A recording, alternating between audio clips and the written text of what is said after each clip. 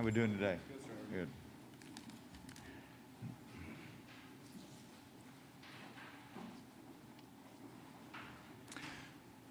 I'm pleased to be wearing a Prescott Curly Wolves mask today that was presented to me by Secretary of Education Johnny Key.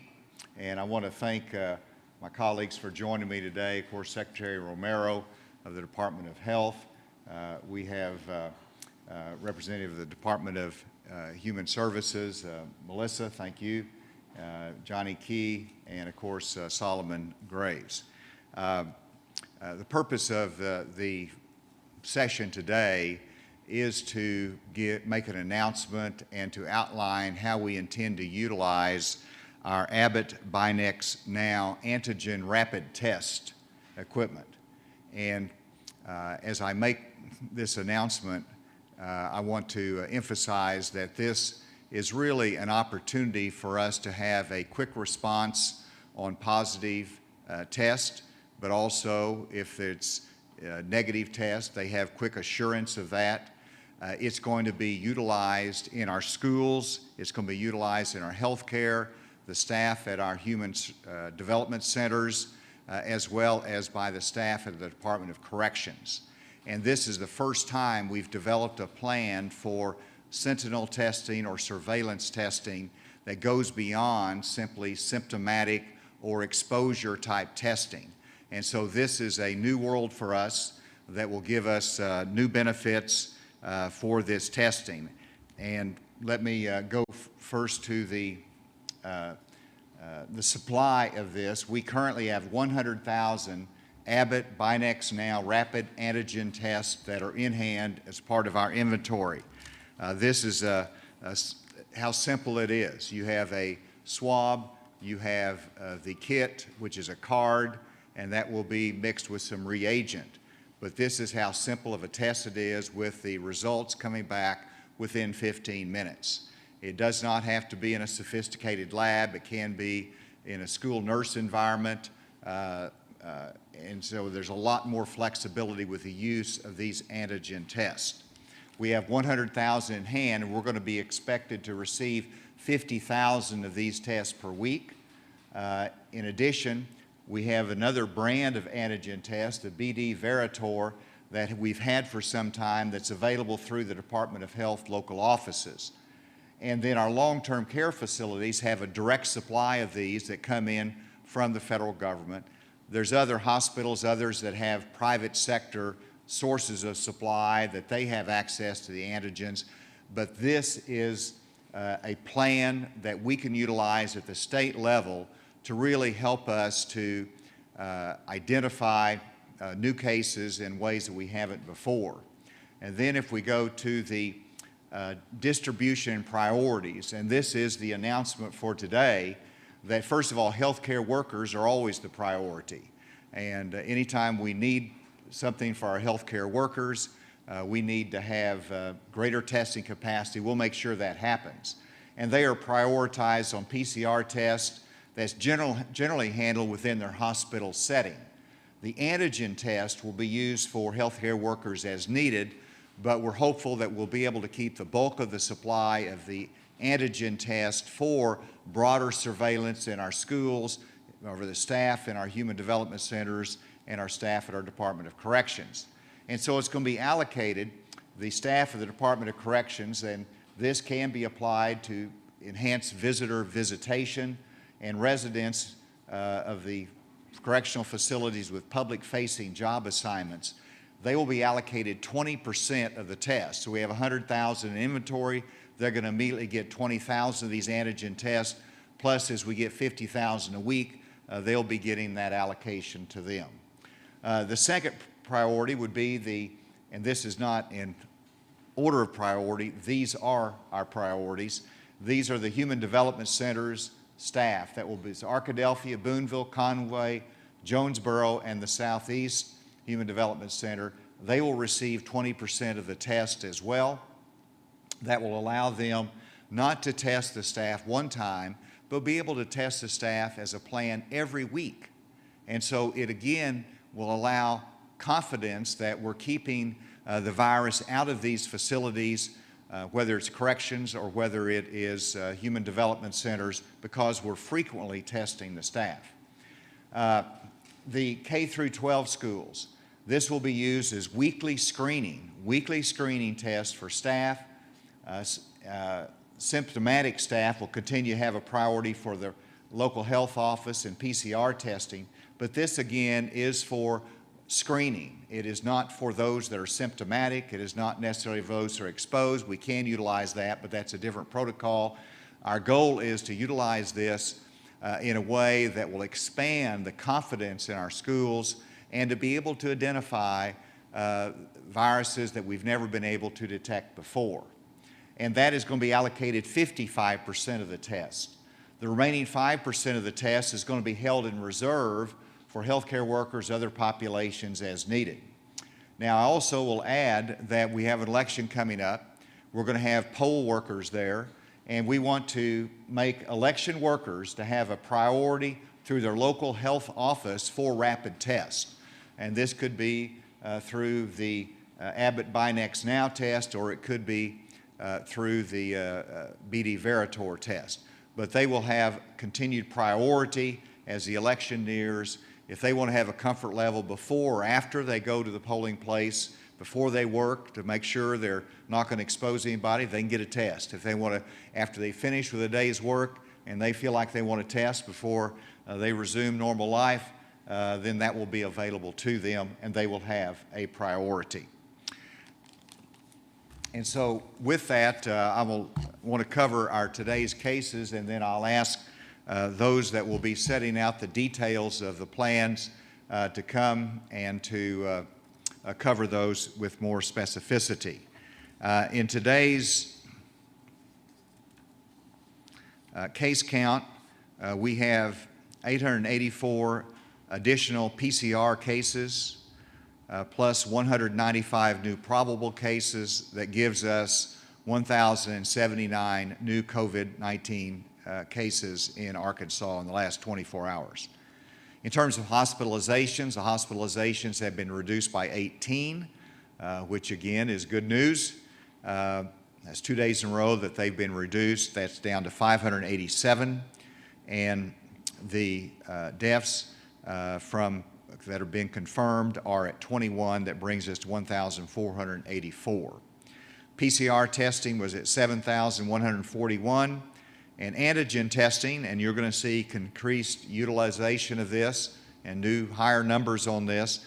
It's a new record for antigen testing at 1,946 with 258 positive. Dr. Romero will be able to cover the counties, but I'll quickly, and again, this is not restarting our daily COVID updates. We're going to continue to do it weekly, but I wanted to announce the antigen news and priorities for those tests.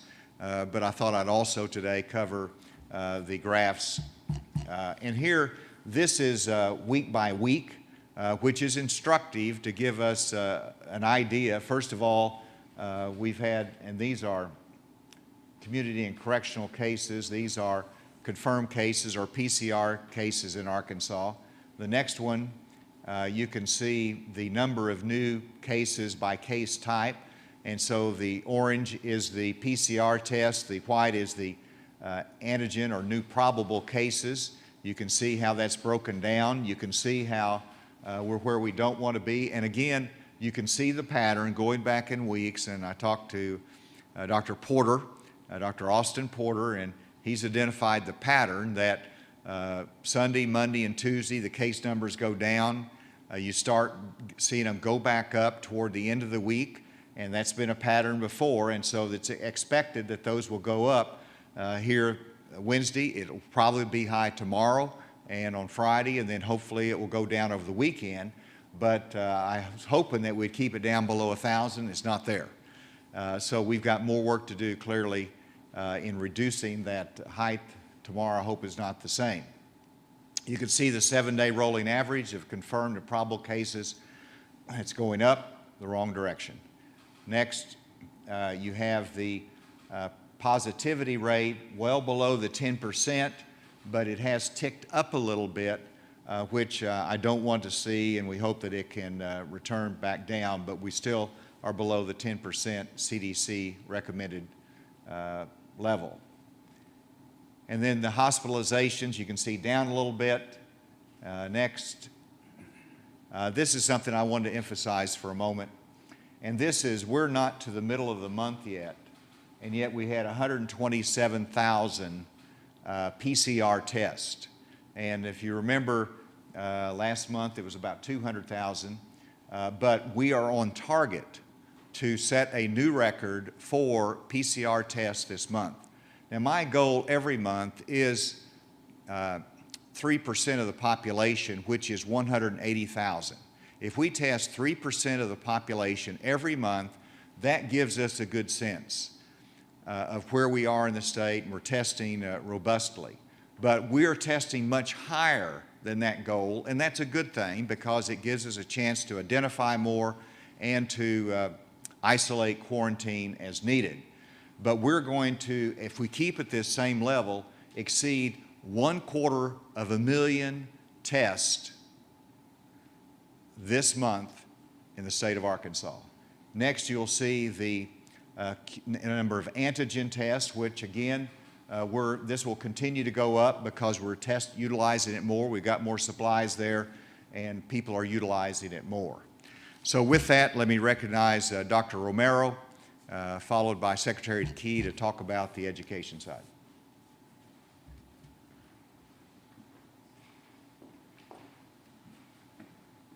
Thank you and good afternoon. So I will keep my comments brief because there are a number of individuals following me. Let me just comment about the counties that have over 20 cases. There are 11 at this point, at this day. Number one county is Craighead at 66 cases. Pulaski County is number 2 at 56. Third places are occupied by Benton and Washington counties at 42 cases, followed by Greene, 26, Pope, 25, Garland and Poinsett, 24, Faulkner, 23, and then Lawrence, 22, and lastly, Mississippi at 21. Regarding the antigen tests, this is a new process and a new way of trying to identify cases. Antigen tests that are currently being talked about, the Binax test, these have high sensitivity and high specificity in the laboratory and in the test setting. We hope to see the same degree of sensitivity and specificity as they're rolled out. The benefit of these tests is that individuals can be tested on a sequential basis. So as the governor mentioned, what we're looking for is sequential sentinel testing. That is identifying individuals quickly and removing them from the environment so that they are no longer infecting other individuals and so that we can begin contact tracing as soon as we have this information. We will gain more information about how these work over the next few weeks, but they are being deployed in centers that we believe will have a major impact on our caseload here. So I'll stop here and turn this over to Secretary Key.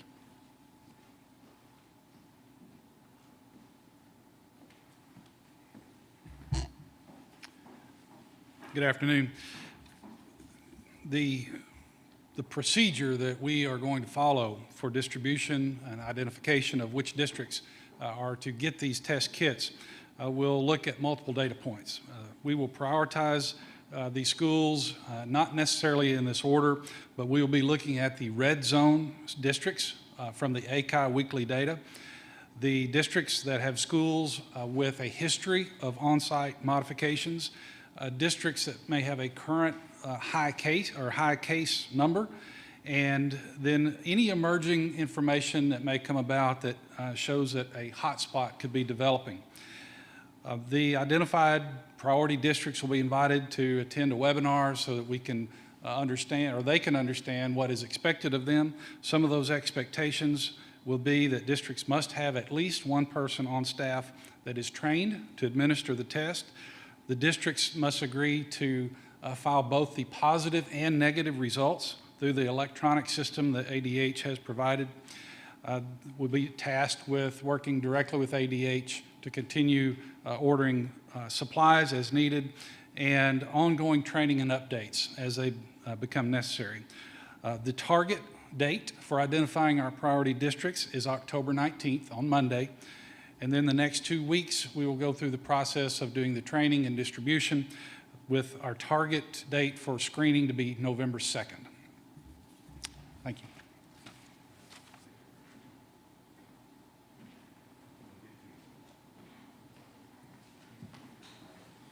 Thank you, Governor. Good afternoon to those viewing this briefing. As the Governor indicated, the Department of Corrections will receive 20% of the state's allotment of these BinaxNOW rapid test antigen kits, and we are grateful for that. This is another tool that we will be able to use to aggressively respond to this virus, and as it continues to be a presence in our lives. The test will be allocated as follows. Facility staff within both the Division of Correction and the Division of Community Correction. The latter operates our community correction centers and the state's supervision sanction programs. We will also be testing facility medical staff employed by WellPath, which is the contract medical provider for the state of Arkansas. We will be testing non-facility staff visiting a facility, which includes our IT staff, our maintenance staff, and senior management who may be going to a particular location. We'll also be testing inmates, as the Governor said, who have forward-facing job assignments. That is our what we refer to as porters or trustee-level inmates, inmates assigned to our work release programs, inmates assigned to our correctional industries division. All tests will be self-administered on the employee side. On the inmate staff, our partners at WellPath will test inmates in our custody. And no more than 7 calendar days will separate any test either for staff or inmates. WellPath will also be working with us to develop training for our staff on how to self-administer this test, and also provide a patient handout which provides instructions for quarantine and/or isolation as appropriate. We will begin the rollout of these tests next week with a phased rollout, what we're referring to internally as a soft rollout. Department-wide will begin the week of October 27th, covering the population groups I previously referenced. Thank you, Solomon. I didn't adequately introduce Melissa Stone. She's the Director of the Division of Developmental Disability Services. Does a great job, and wanted to give her the microphone.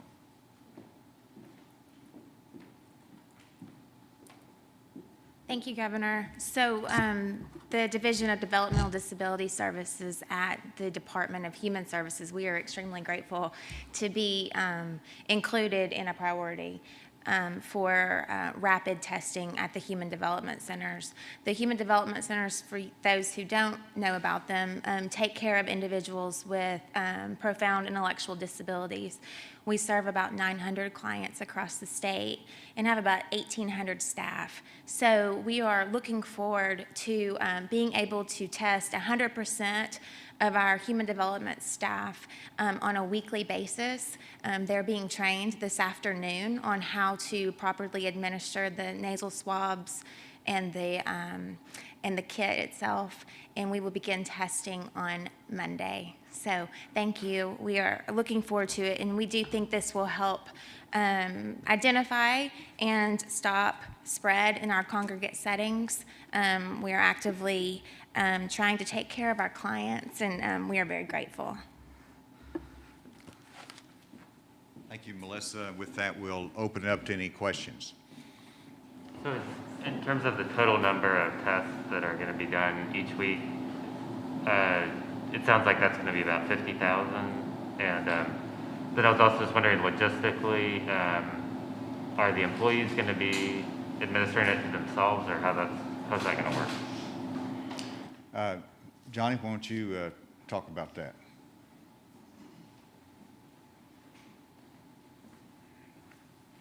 Our plan for the schools is that someone on site would be trained, or multiple individuals would be trained. So it would not be self-administered.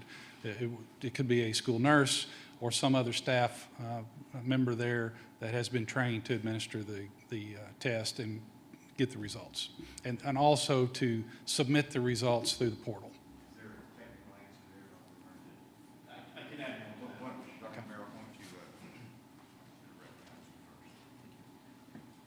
So what Secretary Key has said is correct. These tests are extremely easy to use. It is simply taking a swab, a Q-tip, and rubbing it a number of times in each nostril, and then placing this on a little card, rubbed 5 times, and then some drops of liquid are placed on them. They can be done, as stated, by a person designated in the school. That's usually how we would do it, but they also can be sampled by somebody, by an individual themselves, a non-trained medical person. It's best if a medical person does it because the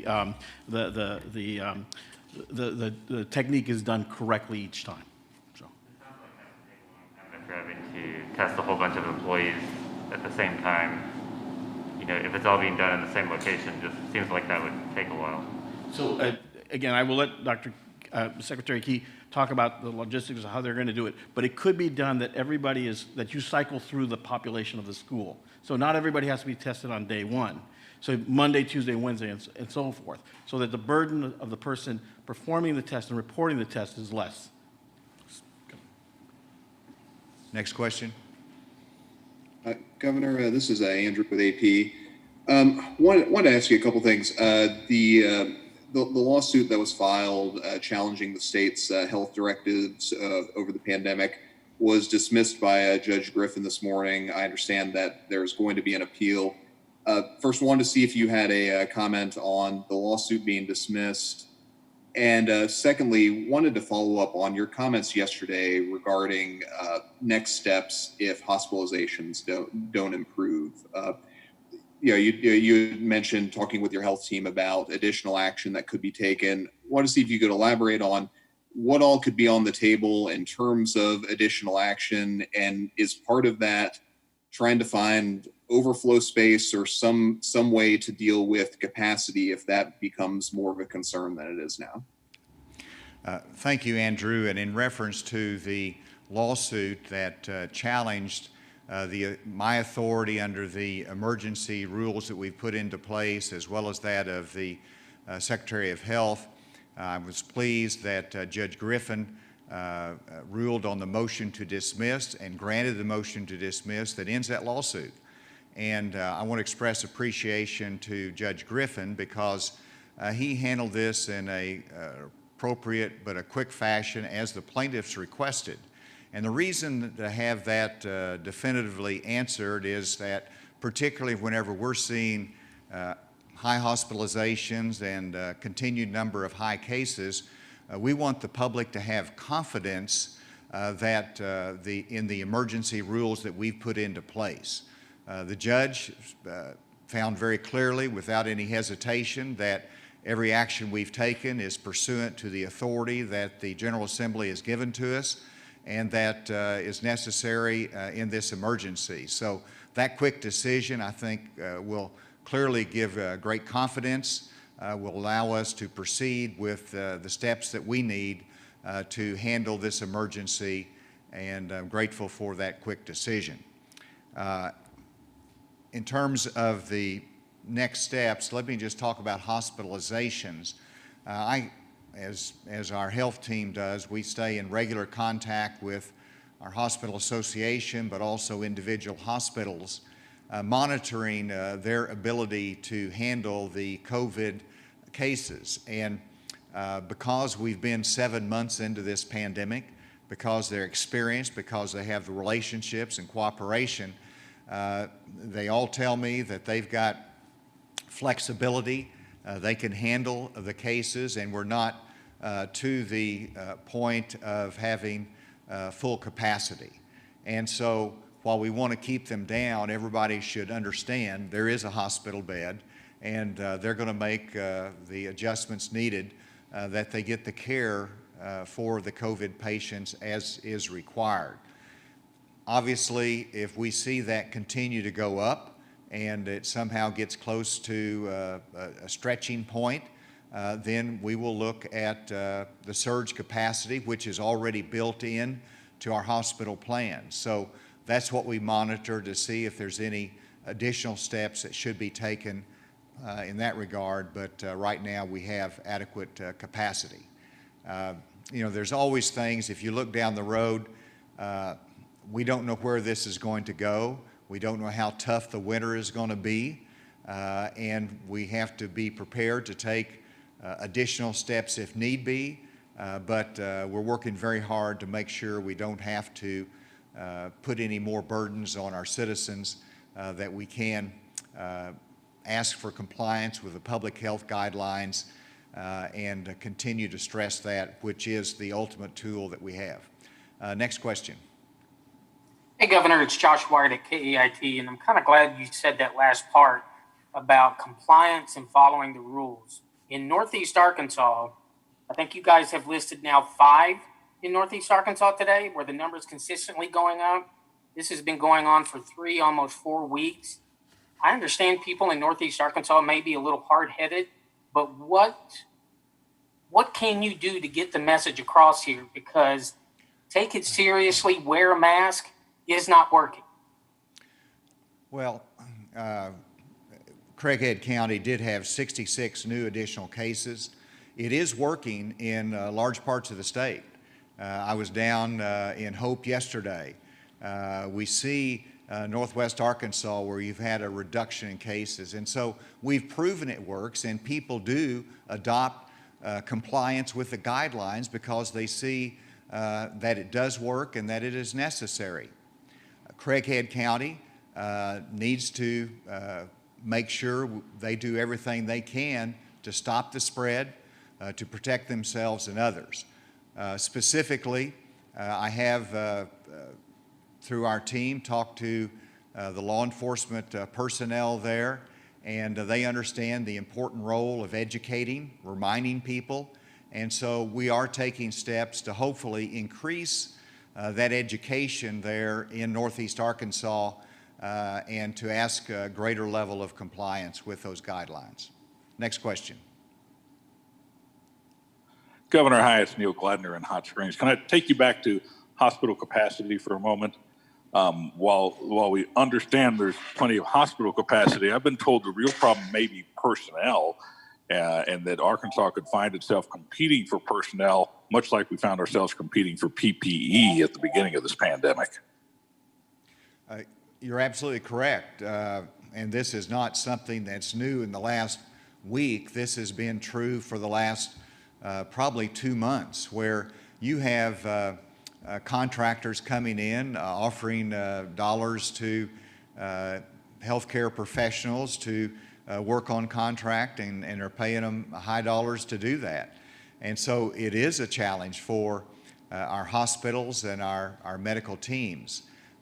They're working on it, they're addressing it every day, and but that is the challenge because ICU beds takes extra personnel, highly qualified teams, and they have those in place, but having the adequate personnel is a challenge for the future, and that's something that we will work on and try to address as needed.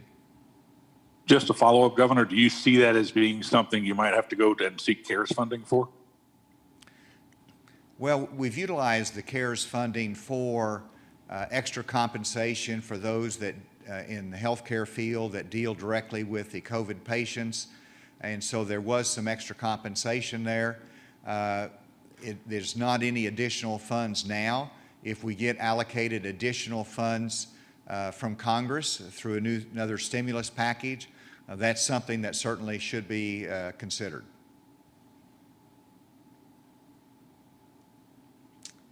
Any other questions? Workers, are you recommending that they get tested before the election, or is that just kind of on an as-needed basis? No, I'm not recommending it, but we understand the importance of the poll workers, and it's a matter of giving confidence to the public that the poll workers are safe, as well as protecting the poll workers and giving them an additional tool. So this is a matter of comfort level. It's a matter of if a poll worker wonders, you know, have I exposed myself to someone and they want to be tested? We want to accommodate that. We want to make sure that is available to them because we appreciate their service during this important election. Thank you very much.